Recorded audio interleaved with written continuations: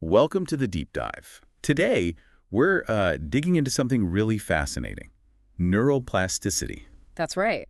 It's all about how our brains aren't fixed, how they can actually change and adapt pretty much throughout our entire lives. Exactly. And we've gathered some key questions from our sources to really get under the hood of this.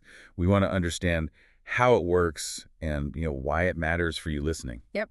We'll be tackling things like what is it fundamentally? We'll look at examples, especially in adults. And the difference between structural and functional plasticity. That sounds important. Definitely. And its role in recovery, say after an injury. Crucial stuff. We'll also touch on activities that can actually encourage it. Okay, good. And then there's Hebb's rule, critical periods, Hmm. how we learn new skills. And even the potential downside, maladaptive plasticity. And finally, long-term potentiation, which sounds technical but is key for memory. Right. So the mission today is a clear picture, understand the implications, but without getting totally lost in the jargon. Let's do it. Okay, so first up, the big question. What is neuroplasticity, really? In simple terms. Well, think of it as your brain's inherent ability to reorganize itself. It does this by forming new neural connections. It's constantly adapting based on experience, learning, even injury. So it's not static at all, like we may be used to think. Not at all. It's incredibly dynamic, a constantly evolving network. That's quite a shift in thinking. And you mentioned examples in adults. It's not just something that happens when we're kids, then. Absolutely not. That's a common misconception. Take learning a new language as an adult. Okay. Brain imaging studies literally show changes, growth even, in the language centers of the brain as someone gets better. Wow, actual physical changes. Yes. Or, say, mastering chess or a musical instrument. You see expansions in the brain regions controlling those specific skills. Motor control, auditory processing, strategic thinking. So our hobbies are literally reshaping our brains. Pretty much. Even just navigating a new city regularly or using GPS less can strengthen spatial navigation areas. It shows our adult brains are constantly being sculpted. Okay, that leads nicely into the structural versus functional difference you mentioned. Can you break that down? Sure. Structural plasticity refers to actual physical changes in the brain structure. Think new connections, new synapses forming between neurons, maybe even the birth of new neurons in some areas, like the hippocampus. Okay, tangible changes. Yeah. And functional. Functional plasticity is more about changes in how the brain works, how different areas function and communicate.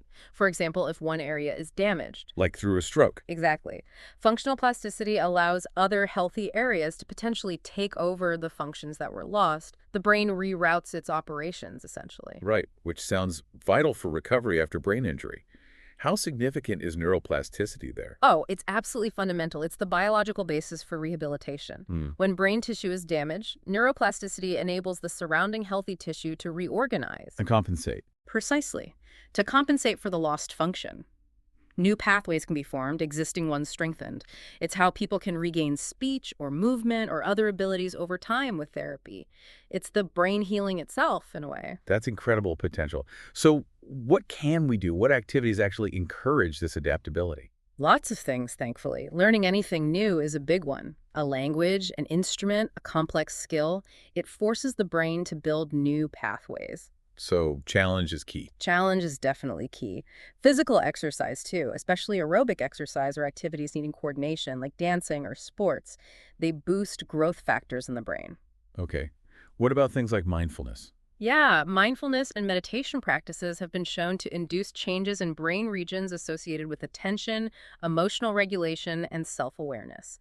Even things like puzzles, reading complex material, keeping the brain active and engaged. Basically, use it or lose it, but more like use it to improve it. That's a good way to put it. Okay, let's talk about Hebb's rule. It sounds foundational. It is. Donald Hebb's idea, often summed up as neurons that fire together wire together. Catchy. It is, and it captures the essence. When two neurons are repeatedly activated at the same time, the connection, the synapse between them, gets stronger, more efficient. So repeated actions strengthen the connections involved. Exactly. This strengthening is thought to be a fundamental mechanism for how we learn and form memories at the cellular level. Practice makes perfect pathways, you could say. Fire together, wire together. Got it.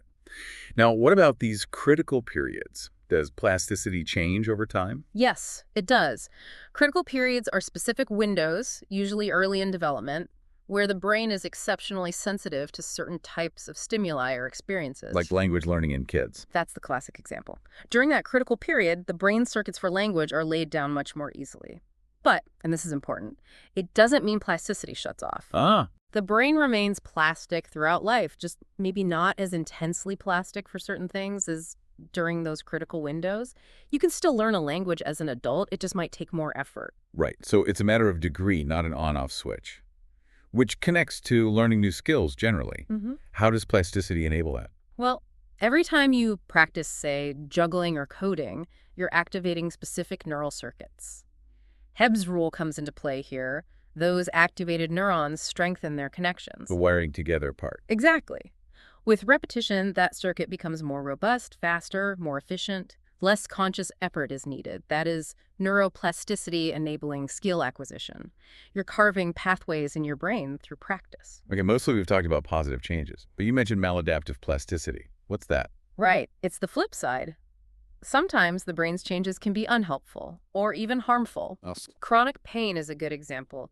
Sometimes persistent pain signals can cause the brain circuits for pain to become hypersensitive, essentially amplifying the pain experience even after the initial injury might have healed. Wow, so the brain's adaptation makes things worse. In that case, yes. Addiction is another example where drugs hijack the brain's reward pathways, strengthening connections in a way that drives compulsive behavior. Phantom limb pain after amputation is also thought to involve maladaptive reorganization. That's a really important caveat. Plasticity isn't always beneficial. It's a mechanism, and mechanisms can sometimes go awry or lead to undesirable outcomes. Okay. And lastly, long-term potentiation, or LTP. LTP is basically a long-lasting strengthening of synaptic connections.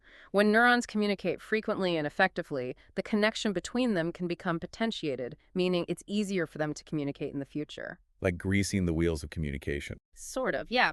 It's considered a crucial cellular mechanism underlying learning and memory. Think of it as the brain solidifying important connections based on recent activity. This seems important, let's make this link stronger. So it underpins Hebb's rule, in a way. Makes the wiring together last longer. Precisely. It's how those strengthened connections persist over time, allowing us to retain information and skills. Okay, let's try and wrap this up. So neuroplasticity. It's the brain's fundamental ability to change, adapt, rewire itself throughout life. Right. And this happens both structurally, actual physical changes, Yep. and functionally changes in how brain areas operate and communicate. It's absolutely critical for recovery from injury, letting healthy brain areas compensate. And we can actively encourage it through learning, exercise, mindfulness, staying mentally engaged. Guided by principles like Hebb's rule, fire together, wire together. Remembering there are sensitive or critical periods, though plasticity continues lifelong. It's the core mechanism for learning any new skill. But it can sometimes be maladaptive, leading to issues like chronic pain or addiction. And processes like long-term potentiation help make these changes, especially memories, stick. You've got it. It's the machinery of adaptation within our skulls. So, a final thought for everyone listening. Pick a skill you've learned or a habit you've built. Just take a second to consider how that repeated action might have literally, physically altered the connections in your brain. And then maybe think, what else could you change? What new pathways could you build with some focused effort? It's a pretty powerful idea, isn't it? That we have some agency in shaping our own minds. Definitely food for thought. Thanks for exploring that with us today.